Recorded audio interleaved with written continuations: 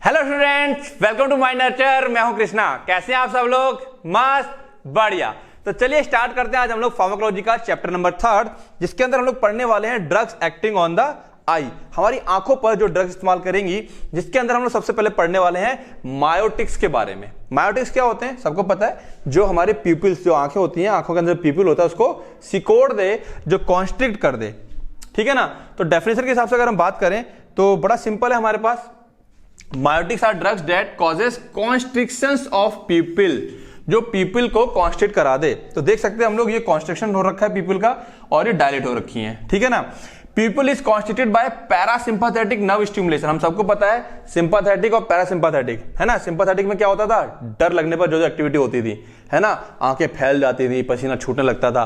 तो सिंपैथेटिक क्या करेगा, आंखें फैलाएगा।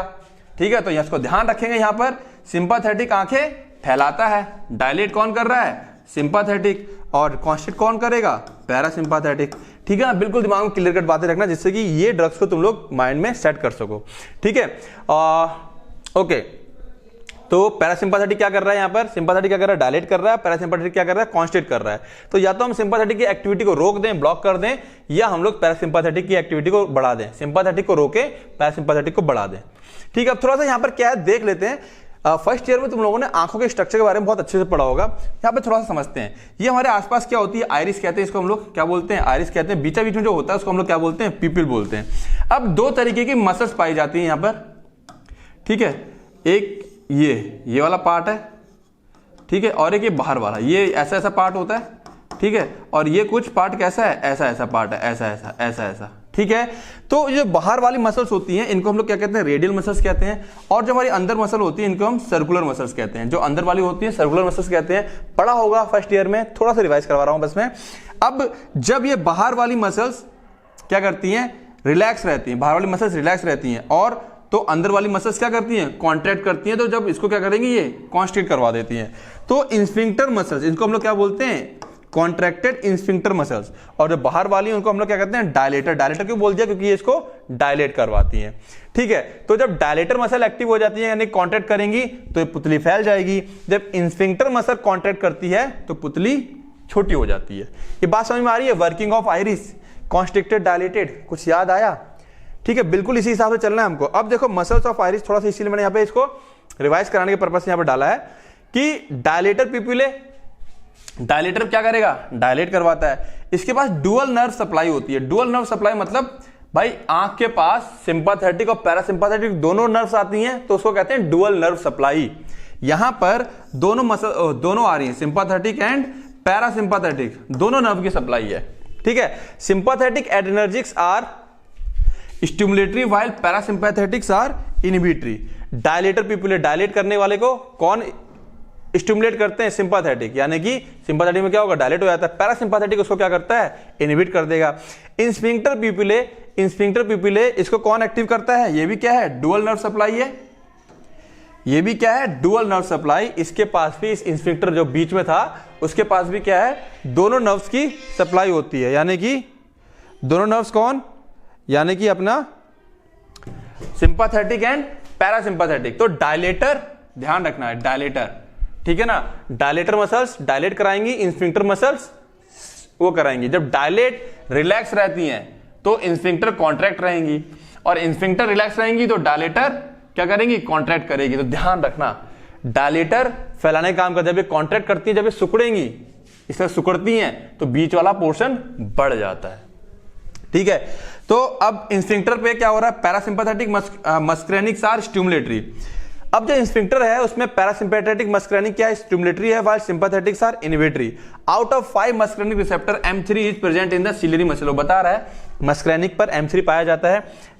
ठीक है, आइरिस के ऊपर। Stimulation of M3 receptor causes constriction of the प्यूपिल। जो M3 रिसेप्टर या मस्क्रेनिक आकर जो रिसेप्टर्स होते हैं उसके ऊपर आकर के जब नर्व उसको एक्टिवेट करती है तो हमारी जो पीपल होती है वो क्या कर जाती है, सिकुड़ जाती है। पीपल के सिकुड़ने का मतलब सिंपल सी बात क्या हो गई, इंस्फिंक्टर मसल्स कॉन्ट्रैक्ट कर रही हैं।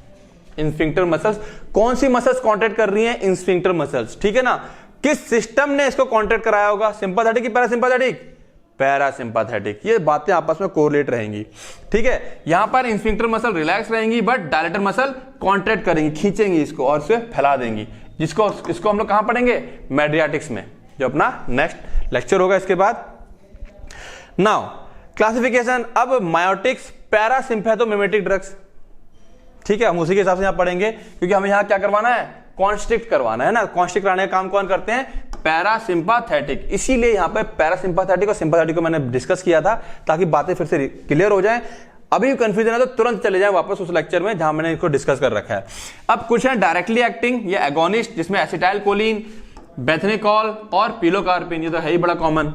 देन इनडायरेक्टली एक्टिंग और कोलिनेस्ट्रेज इनहिबिटर, इनडायरेक्टली एक्टिंग या कोलिनेस्ट्रेज इनहिबिटर होते हैं। इसमें रिवर्सिबल इरिवर्सिबल दो आते हैं, फाइसोस्टिग्मीन, नियोस्टिग्मीन, एड्रोफोनियम या इकोथियोफेट, आयोडाइड, डेमिकैरियम या डाई आइसोप्रोपाइल फ्लोरोफॉस्फेट, ठीक है ना। अब यहां पर क्या है, ये क्लासिफिकेशन आ रहा है इसका, dual action having both muscarinic and weak cholinesterase action. Example क्या है, कार्बाकॉल है, रीएक्टिवेशन ऑफ एसिटाइल कोलिनेस्ट्रेज, इसके अंदर कौन आएगा, प्रेलिडॉक्सिम। ये क्या करेगा, एसिटाइल कोलिनेस्ट्रेज को रीएक्टिवेट करेगा। तो चार कैटेगरी में तोड़ा है, directly acting, indirectly acting, dual action और रीएक्टिवेट ऑफ एसिटाइल कोलिन ईस्ट्रेज। सारी कंडीशन में क्या होगा, हमारा जो क्या कहते हैं नर्व की एंडिंग है यानी कि मस्करेनिक वाला पार्ट है वो क्या हो जाएगा, एक्टिवेट हो जाएगा और क्या हो जाएगा, जो मेरा प्यूपिल है वो क्या कर जाएगा, कंस्ट्रिक्ट कर जाएगा। कौन सी मसल्स काम करेंगी, इंस्फिंक्टर मसल्स काम करेंगी। क्लियर है। अब क्लासिफिकेशन में हम बात करें अगर आगे, हो खत्म हो गया, फार्माकोलॉजिकल एक्शन की बात करें तो यहां पर हम फार्माकोलॉजिकल एक्शन वो वाले भी लिख सकते हैं जो हम लोगों को वहां पर याद थे, अगर भूल जाओ तो, ठीक है ना। अदरवाइज पहला तो है ही कॉन्स्ट्रिक्शन ऑफ पीपल, दूसरा है इंक्रीज टीयर सिक्रीशन, तीसरा है स्टिमुलेट स्वीट ग्लैंड। जो स्वीट ग्लैंड्स होती हैं वो क्या हो जाती हैं, स्टिमुलेट हो जाएंगी। एंड फोर्थ क्या है, depresses plasma and erythrocyte cholinesterase, वहां का जो कोलिनेस्ट्रेज है ना, याला जो एंजाइम होता है, इसको भी क्या करता है, ये सप्रेस कर देगा, कहां के, प्लाज्मा और एरिथ्रोसाइट के। क्लियर है। बिल्कुल चीजों को पीछे जो है ना, आंख का जो कॉन्सेप्ट है फैलने और करने वाला, कौन सी मसल्स क्या कर रही है ना, सिंपैथेटिक पैरासिम्पैथेटिक, ये जब दिमाग में सेट होगा तो इसको पढ़ना बड़ा आसान रहेगा। डोज की बात कर लें तो pilocarpine 2%, 1 drop every 15 minute for 2 total drops, 2 he drop डाली जाती हैं। जब चेकअप के लिए जाते हैं तो डाल देते हैं डॉक्टर, से पुतलियां फैल जाती हैं। फाइटोस्टिग्मीन 0.25 से 5% 4 टाइम्स अ डे, 4 दिन में 4 बार डाला जाता है। डेमिकैरियम 0.125% ट्वाइस अ डे। कार्बाकॉल 0.75 से 3% 3 टाइम्स अ डे। तो डोज तो तुमको याद करनी पड़ेगी। इंडिकेशन कब कब इसका इस्तेमाल किया जाता है, ग्लूकोमा में इस्तेमाल किया जाता है। काउंटर इफेक्ट ऑफ मेडियाटिक्स, अगर मेडियाटिक्स डाली गई है तो उसके इफेक्ट को काउंटर करने के लिए। कॉर्नियल अल्सर, अगर कॉर्निया का अल्सर हो गया है, टू डायग्नोस एडिस्टोनिक पीपल, है ना, पीपल की प्रॉब्लम है एडिस्टोनिक पीपल, उसको डायग्नोस करने के लिए यहाँ टोन हो जाता है ये। Use to differentiate pharmacological mydriasis from neurological mydriasis. Mydriasis अगर आंख में है तो किस टाइप की है, फार्माकोलॉजिकल किसी दवा की वजह से है या न्यूरोलॉजिकल हमारे नर्व्स की वजह से है, उसको चेक करने के लिए। अकोमोडेटिव इसोट्रोपिया, ठीक है ना, अकोमोडेशन की प्रॉब्लम रहती है तो वहां पर क्या है, उस केस में हम लोग इसका इस्तेमाल करते हैं। Then contraindication, hypertension, high BP वाले को टाइप 1 डायबिटीज मेलाइटिस में इस्तेमाल नहीं करेंगे, कार्डियक डिजीज में इस्तेमाल नहीं करेंगे। ओल्ड डिबिलिएटेड पेशेंट, जो बहुत बूढ़े बाड़े से लोग हैं उनके लिए इस्तेमाल नहीं करेंगे। पेशेंट ऑन रेसरपिन, जो पेशेंट रेसरपिन पर हैं उनके ऊपर इस्तेमाल नहीं करेंगे, और बच्चों में इसका इस्तेमाल नहीं करेंगे। तो ये क्या थे हमारे पास, इसके कॉन्ट्राइंडिकेशन थे, ठीक है। तो देखो बच्चे, फार्माकोलॉजी जो है ये कहीं ना कहीं जैसे कि पेरिफेरल नर्वस सिस्टम है, तो इसका बेसिक जब पता होगा तो इसके सारे के सारे अंदर 8 टॉपिक हैं।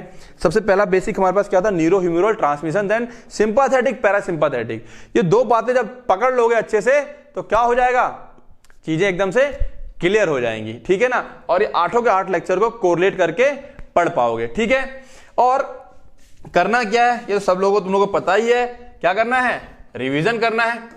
बिना रिवीजन के कोई काम नहीं होता है, बात समझ में आ रही है, बिना रिवीजन का कोई काम नहीं होगा। और उसके अलावा और हेल्प चाहिए तो क्या मौजूद है हमारे पास, हमारा माइंड नर्चर ऐप जो कि गूगल प्ले पे आ चुका है, उसका लिंक डिस्क्रिप्शन में है, जाके देख सकते हो उसमें क्या क्या फीचर्स अवेलेबल है, किस तरीके से वो आपकी हेल्प करेगा। लेकिन क्या करना है, रिवीजन, पढ़ाई करते रहो और रिवाइज करते रहो। Okay, all the best.